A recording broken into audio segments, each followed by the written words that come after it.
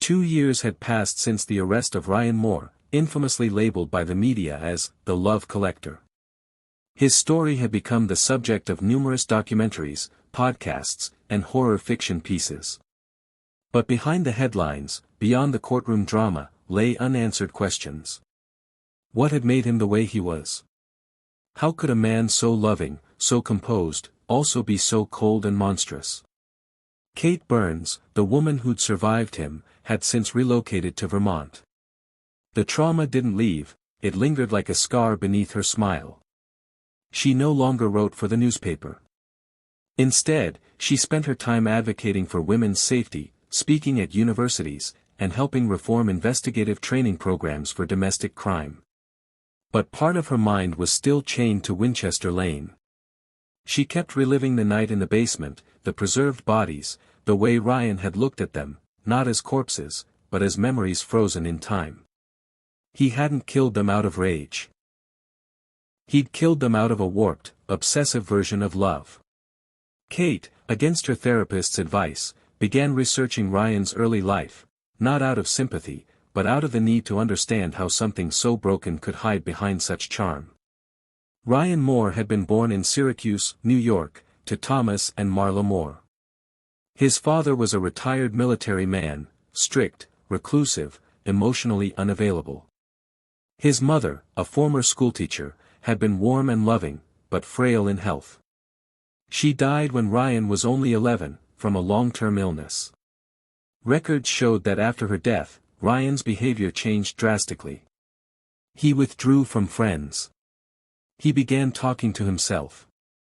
Teachers noted odd behaviors, drawing pictures of women in glass boxes, keeping dried flowers in sealed jars. One particular note from his 6th-grade teacher stood out: Ryan says his mother isn't dead. He says she lives in his closet, and he talks to her every night. He was sent to therapy but didn't attend more than 2 sessions. His father, a man of few words, told school authorities that Ryan would grow out of it. By his teenage years, Ryan had become more socially adept. He learned to smile at the right times, laugh when expected, and mimic normal emotions. But deep down, he hadn't healed. He had adapted. College friends described him as quiet but brilliant. His dorm roommate said, he was the kind of guy you trusted instantly. But if you really thought about it, he never told you anything about himself. His first known romantic partner, a woman named Diane, went missing in 2007 during a hiking trip. It had been ruled an accident. No body was ever found. Ryan had been the last to see her. Another woman, Jasmine, had filed a police complaint in 2011, claiming Ryan was controlling, obsessive, and threatened to kill her if she left. Charges were never pressed. She disappeared a year later while traveling through Canada. Again, no body was ever found. And then came Liza in 2015. The beginning of his forever collection. As Kate pieced all this together, she grew restless. The world had accepted that Ryan was in prison, behind walls, no longer a threat. But Kate knew better. People like Ryan didn't just vanish into the system.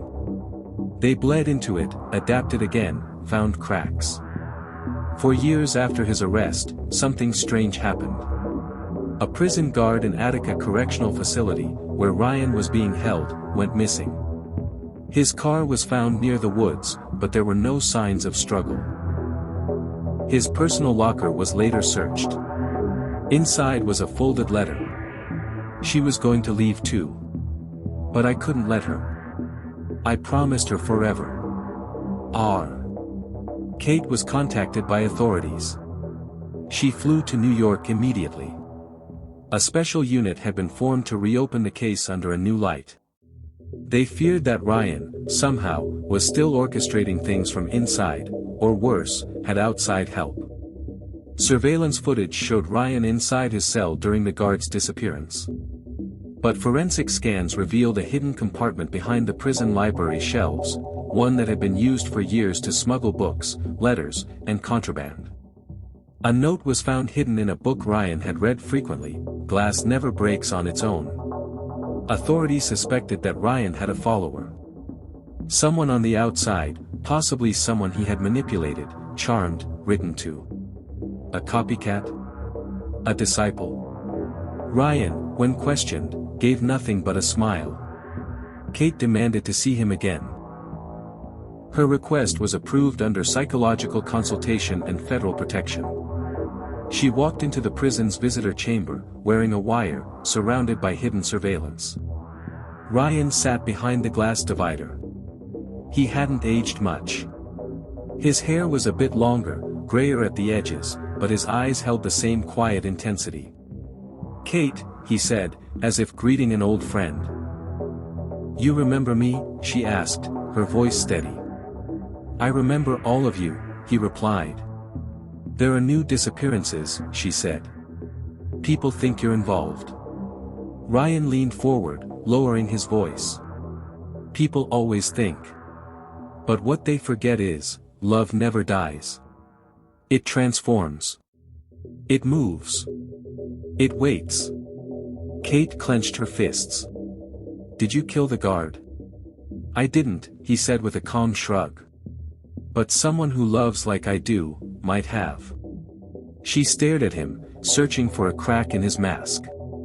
"You can't spread this sickness," she said. "Someone will stop it." "Love isn't a sickness," Ryan said. "It's the only truth. The world lies. People lie. But I keep them pure. Whole." Kate stood up. "You don't love. You own. You collect. You kill." Ryan smiled again.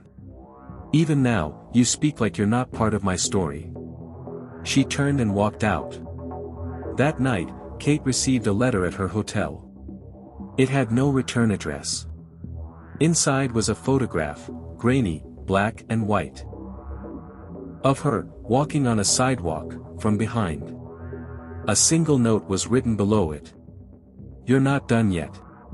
Kate moved into a secure facility the next morning. But something had shifted. Ryan was no longer just a locked-up killer. He had inspired something, someone, or perhaps many. Online communities had begun glamorizing him. Young people posting hashtags like #foreverlove and #collector of hearts on forums.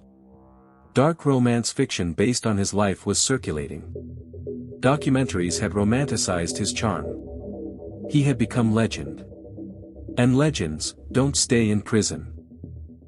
3 months later, Ryan Moore disappeared from his cell. It made no sense. No signs of break-in. No security breach. His bunk was empty. A recorded video loop had run through the night. Guards found nothing, just an origami rose lying on his pillow. A rose dipped in preservation fluid. If you enjoyed this story, don't forget to subscribe our channel, give a like and share it with others who love suspense and thrill. And most importantly, turn on the notification bell so you never miss our next chilling tale. Your support means everything.